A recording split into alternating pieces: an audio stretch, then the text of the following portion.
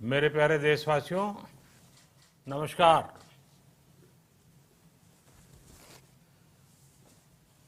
Corona वैश्विक महामारी के खिलाफ लड़ते लड़ते अब हम अनलॉक 2 में प्रवेश कर रहे हैं और हम उस मौसम में भी प्रवेश कर रहे हैं जहां सर्दी, जुकाम, खांसी, बुखार, ये सारे न जाने क्या क्या होता है, ये मामले बढ़ जाते हैं। ऐसे में मेरी आप सभी देशवासियों से प्रार्थना है कि ऐसे समय अपना ध्यान रखिए। साथियों, ये बात सही है कि अगर कोरोना से होने वाली मृत्यु दर को देखें तो दुनिया के अनेक देशों की तुलना में भारत संभली हुई स्थिति में है। समय पर किए गए लॉकडाउन और अन्य फैसलों ने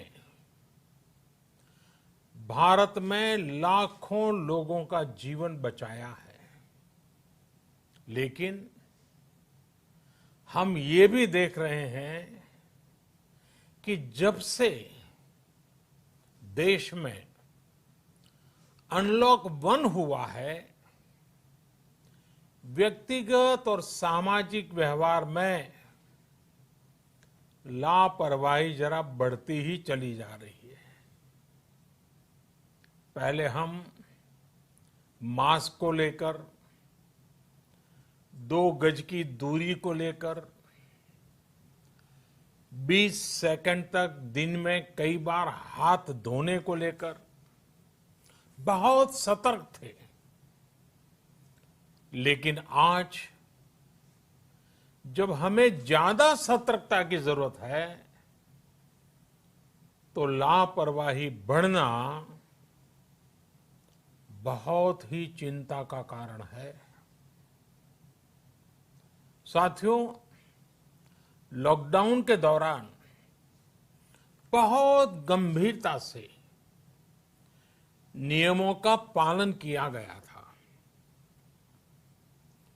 अब सरकारों को, स्थानीय निकाय की संस्थाओं को, देश के नागरिकों को फिर से उसी तरह की सतर्कता दिखाने की जरूरत है।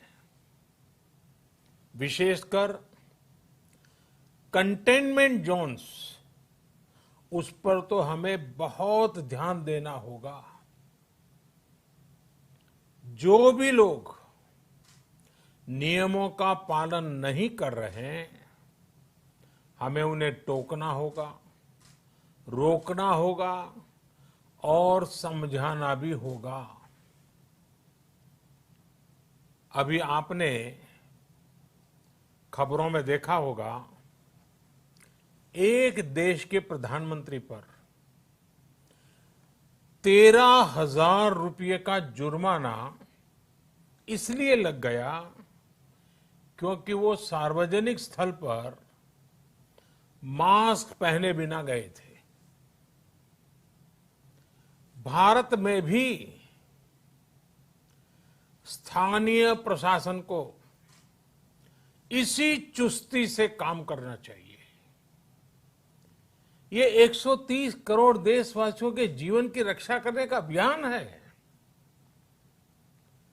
भारत में गांव का प्रधान हो या देश का प्रधानमंत्री, कोई भी नियमों से ऊपर नहीं है। साथियों, लॉकडाउन के दौरान देश की सर्वोच्च प्राथमिकता रही ऐसी स्थिति न आए कि किसी गरीब के घर में चूल्हा न जले। केंद्र सरकार हो, राज्य सरकारें हो, सिविल सोसाइटी के लोग हों, सभी ने पूरा प्रयास किया कि इतने बड़े देश में हमारा कोई गरीब भाई बहन भूखा न सोए। देश हो या व्यक्ति, समय पर फैसले लेने से, संवेदनशीलता से फैसले लेने से किसी भी संकट का मुकाबला करने की शक्ति अनेक गुना बढ़ जाती है। इसलिए लॉकडाउन होते ही सरकार प्रधानमंत्री गरीब कल्याण योजना लेकर आई। इस योजना के तहत गरीबों के लिए 2.25 लाख करोड़ रुपए का पैकेज दिया गया। साथियों, बीते 3 महीनों में 20 करोड़ गरीब परिवारों के जनधन खातों में सीधे 31,000 करोड़ रुपया जमा करवाए गए हैं। इस दौरान 9 करोड़ से अधिक किसानों के बैंक खातों में 18,000 करोड़ रुपए जमा हुए हैं। इसके साथ ही गांवों में श्रमिकों को रोजगार देने के लिए प्रधानमंत्री गरीब कल्याण रोजगार अभियान तेज गति से आरंभ कर दिया गया है।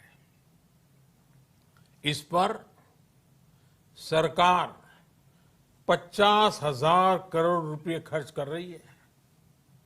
लेकिन साथियों, एक और बड़ी बात है जिसने दुनिया को भी हैरान किया है, आश्चर्य में डुबो दिया है। वो ये कि कोरोना से लड़ते हुए भारत में 80 करोड़ से ज्यादा लोगों को 3 महीने का राशन, यानी परिवार के हर सदस्य को 5 किलो गेहूं या चावल मुफ्त दिया गया। इसके अतिरिक्त प्रति परिवार हर महीने 1 किलो दाल भी मुफ्त दी गई। यानी एक तरह से देखें तो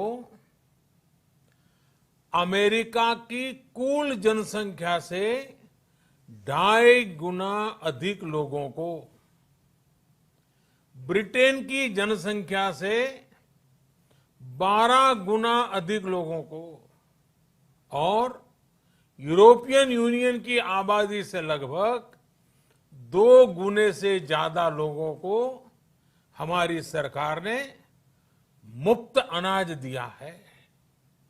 साथियों, आज मैं इसी से जुड़ी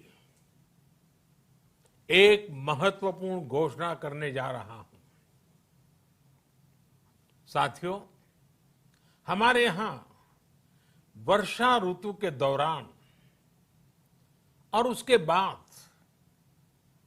मुख्य तौर पर कृषि क्षेत्र में, एग्रीकल्चर सेक्टर में ही ज्यादा काम होता है। अन्य दूसरे सेक्टरों में थोड़ी सुस्ती रहती है। जुलाई से धीरे धीरे त्योहारों का भी माहौल बनने लगता है। अब आप देखिए, अभी 5 जुलाई को गुरु पूर्णिमा है, फिर सावन शुरू हो रहा है, फिर 15 अगस्त आएगी, रक्षाबंधन आएगा, कृष्ण जन्माष्टमी आएगी, गणेश चतुर्थी आएगी, ओणम होगा और आगे जाएं तो काटी बिहू है, नवरात्रि है, दुर्गा पूजा है, दशहरा है, दीपावली है, छठी मैया की पूजा है। त्योहारों का ये समय जरूरतें भी बढ़ाता है, खर्च भी बढ़ाता है। इन सभी बातों को ध्यान में रखते हुए ये फैसला लिया गया है कि प्रधानमंत्री गरीब कल्याण अन्न योजना का विस्तार अब दिवाली और छठ पूजा तक, यानी नवंबर महीने के आखिर तक कर दिया जाएगा। यानी 80 करोड़ लोगों को मुफ्त अनाज देने वाली ये योजना अब जुलाई, अगस्त, सितंबर, अक्टूबर, नवंबर में भी लागू रहेगी।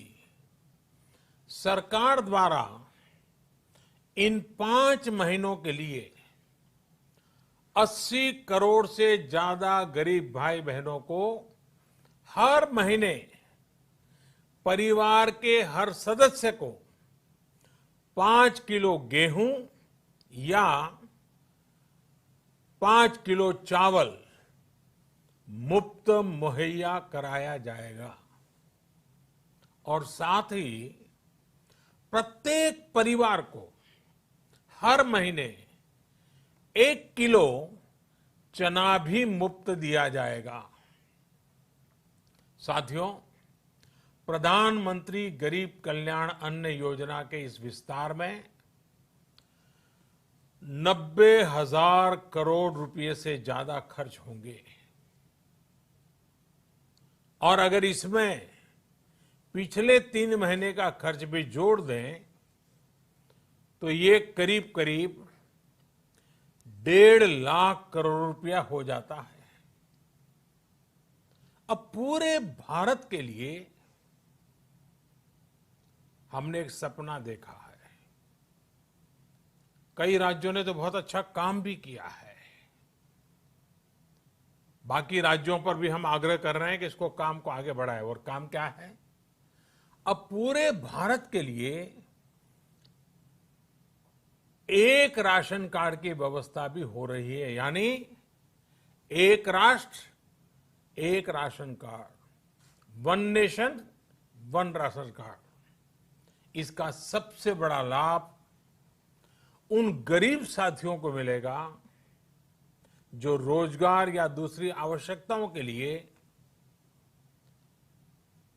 अपना गांव छोड़ करके कहीं और जाते हैं, किसी और राज्य में जाते हैं।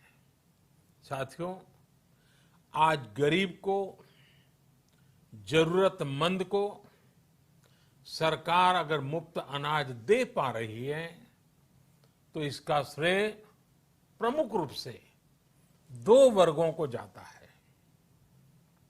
पहला, हमारे देश के मेहनती किसान, हमारे अन्नदाता।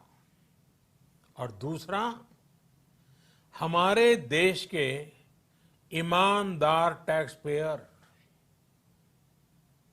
आपका परिश्रम, आपका समर्पण ही जिसकी वजह से देश ये मदद कर पा रहा है। आपने देश का अन्न भंडार भरा है, इसलिए आज गरीब का, श्रमिक का चूल्हा जल रहा है। आपने ईमानदारी से टैक्स भरा है, अपना दायित्व निभाया है, इसलिए आज देश का गरीब इतने बड़े संकट से मुकाबला कर पा रहा है। मैं आज हर गरीब के साथ ही देश के हर किसान, हर टैक्स पेयर का हृदय से बहुत बहुत अभिनंदन करता हूं, उन्हें नमन करता हूं। साथियों, आने वाले समय में हम अपने प्रयासों को और तेज करेंगे। हम गरीब, पीड़ित, शोषित, वंचित हर किसी को सशक्त करने के लिए निरंतर काम करेंगे। हम सारी एहतियात बरतते हुए इकोनॉमिक एक्टिविटीज को और आगे बढ़ाएंगे। हम आत्मनिर्भर भारत के लिए दिन रात एक करेंगे। हम सब लोकल के लिए वोकल होंगे। इसी संकल्प के साथ हम 130 करोड़ देशवासियों को मिलजुल करके संकल्प के साथ काम भी करना है, आगे भी बढ़ना है। फिर से एक बार मैं आप सबसे प्रार्थना करता हूं, आपके लिए भी प्रार्थना करता हूं, आपसे आग्रह भी करता हूं, आप सभी स्वस्थ रहिए, 2 गज की दूरी का पालन करते रहिए, गमछा, फेस कवर, मास्क ये हमेशा उपयोग कीजिए, कोई लापरवाही मत बरतिए। इसी आग्रह, इसी कामना के साथ मैं आप सभी को बहुत बहुत शुभकामनाएं देता हूं। धन्यवाद।